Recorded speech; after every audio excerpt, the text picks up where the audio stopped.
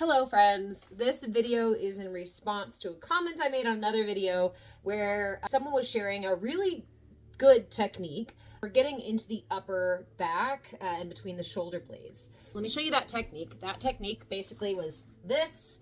So you find a ledge or a railing or a table, and then you interlace your fingers, place your elbows on that ledge, and drop your chest to hang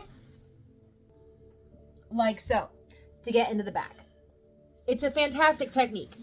However, for those of us who have thoracic outlet syndrome or other issues up here in the shoulder and in the neck and in the upper back, that can actually cause quite a bit of discomfort. There have been many times where I have tried that technique and found myself in pain afterwards. In fact, right now, just from doing that, I can feel it a little bit. But that's just, there's nothing wrong with that technique.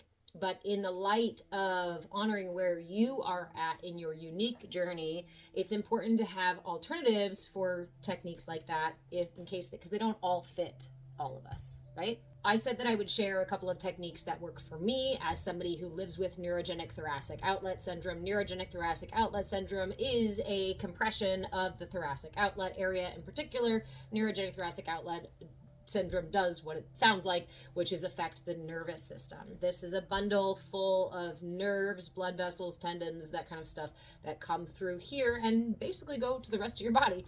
Regular adjustment is actually really important for reduction in symptoms. One of the things about NTOS or TOS in general is that the symptoms build, and over time it can become worse and worse and worse and worse until you're basically laid out for a little bit, right? So to avoid that, there's actually a lot of techniques that I really like, but I'm just going to share a couple of them here.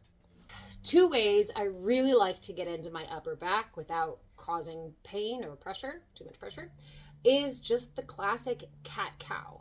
You can do cat-cow in a table or in a seated position. So if you're not familiar, cat-cow is where you come onto all fours, placing the hands spread wide on the ground, fingers spread wide, hands directly below the shoulders. You want to make sure the alignment is really important here so that we don't create more injury, right? The knees should be directly underneath the hips, so you have a nice little table, yes? Beginning with the spine relatively aligned here, head down, not down, but face towards the ground. Imagining that there is kind of a string from the top of your head and a string from your tail, right? Pulling in each direction. So you want to create that space between the head and the tailbone. And then inhale, lifting the chin up, dropping the chest down, allowing the shoulders to roll back ever so slightly, tilting the hips so that you get a nice dip in the back, lifting the chin. And exhale, curving the spine, arching the back, dropping the chin, even tucking it in a little bit towards the chest. Inhale, cow. Exhale, cat. When you move through this one, take your time. Feel into it. You'll feel where that tension is in your back and your shoulders and your neck when you're doing this. If you need to, you can also move around. I really like to be in cat and then kind of do a little circle this way and a little circle that way. Same thing, dropping into cow and pushing back and doing a little circle in cow. Or you can come back to neutral and do circles there as well. This is really good for the whole shoulder, chest, and back, and the rest of the spine too. That one, there's one. From here, my second one is available right here. So the second one is called Thread the Needle, and is simply done, either from a tabletop position, or you can drop down into a child's pose position. Either way works, whatever's most comfortable for you.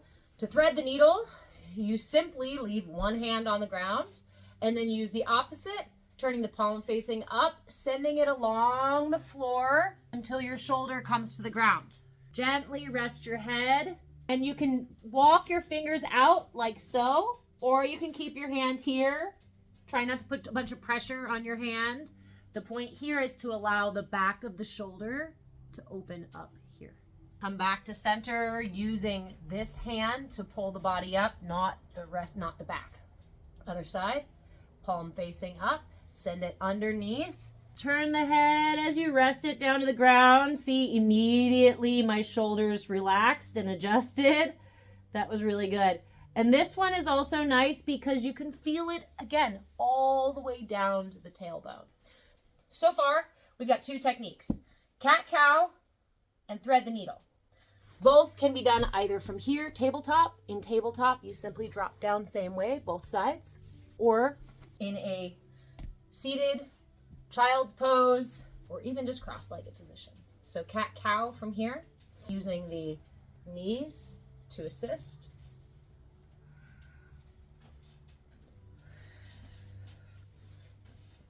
And thread the needle, you probably need to, there you go, be off your feet for thread the needle. Those are 2 of my favorite postures, yoga poses for getting into that part of the body. That said, I will also add one thing, because all of these exercises are really important and useful, and whichever ones work for you, please adopt those, use those. But moment to moment, especially, again, with a condition, right, where my body essentially retreats back into misalignment. One of the most powerful tools in my toolbox is this heart forward idea. Let me explain a little bit. When I first received the NTOS diagnosis, they recommended physical therapy, right? There's a lot of really great tools that you can get from physical therapy, and I could leave you with a laundry list of them. But right now we're just talking about a handful. One of the most powerful ones was the simple exercise of standing against a wall. You bring your heels to the wall. I'm seated right now. Bring your heels to the wall and rest your shoulders, shoulder blades against the wall. When you first touch the wall, don't adjust. Note where your shoulder blades are. For a lot of us, our shoulder blades are tipped out a little bit in various ways that make it so that our shoulder blades first touch. From this position, many of us are familiar with the shoulders back style of posture, which really only serves to create more discomfort. Instead of using that, which is what I was used to, and probably what actually contributed to the eventual diagnosis of NTOS. Instead of that, I use something a little more subtle. You can feel the difference when you stand against the wall. That's why I mentioned that at first. Stand against the wall, and instead of pulling your shoulders back, which you can do, stand against the wall and pull your shoulders back, your back's going to lift off and your shoulders are going to touch the wall. That's not where we want to be either, right? It's a happy medium we're looking for. Go to the wall, let your shoulder blades touch whatever natural position you have there, and in this place, just simply say to yourself, heart forward. Minor adjustment. Lift the heart forward. And almost immediately you will notice that your shoulder blades come back in and realign themselves. Now you have your upper back touching the wall. That is something. And when I find myself in pain, when I find myself assuming the normal posture of imbalance, I can simply remind myself, heart forward. And it naturally lifts and expands my rib cage.